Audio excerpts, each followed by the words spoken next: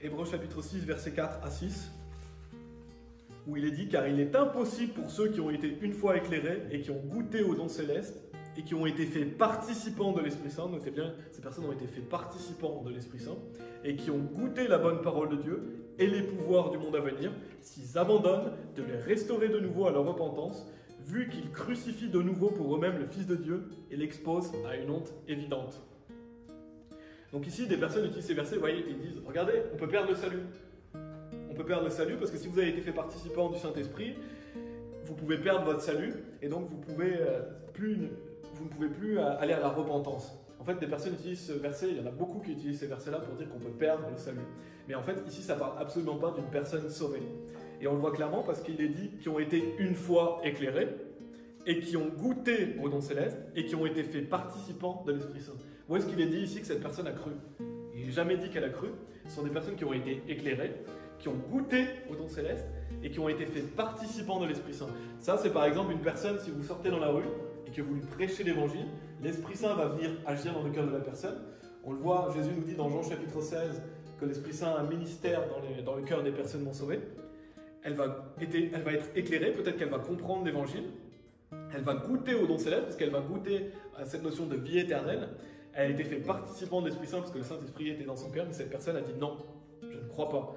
Et ça, ce sont des personnes qui vont trop loin et qui rejettent Dieu et qui deviennent réprouvées. Bien sûr, c'est pas à chaque fois que vous prêchez l'évangile à quelqu'un qui rejette qui va devenir réprouvé. Il y a des gens qui deviennent réprouvés parce qu'ils ont rejeté à de multiples reprises, ou des gens qui veulent même pas retenir Dieu dans leur conscience.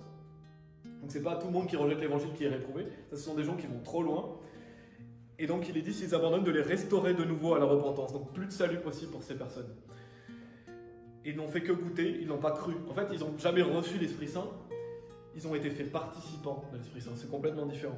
Quelqu'un qui est sauvé reçoit l'Esprit Saint, ne peut pas perdre l'Esprit Saint. Là, c'est une personne qui a été faite participant de l'Esprit Saint, parce qu'elle a entendu la parole de vérité et qu'elle a rejeté la vérité. Et donc, justement, en plus, il est dit, voilà, je voulais souligner ça, il est dit, vu qu'ils crucifient de nouveau pour eux-mêmes le Fils de Dieu et l'exposent à une honte évidente. Et on sait que, en fait, ces personnes-là exposent Jésus à une honte.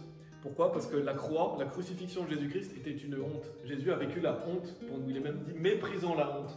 Donc Jésus a vécu la honte, il a été humilié. Donc en fait, ce que font ces personnes, c'est qu'ils humilient de nouveau ce que Jésus-Christ a vécu pour nous. Ils rejettent le sacrifice de Jésus-Christ, ça humilie Christ. Et donc, en exposant ainsi Jésus à une telle honte, ben, ça les condamne.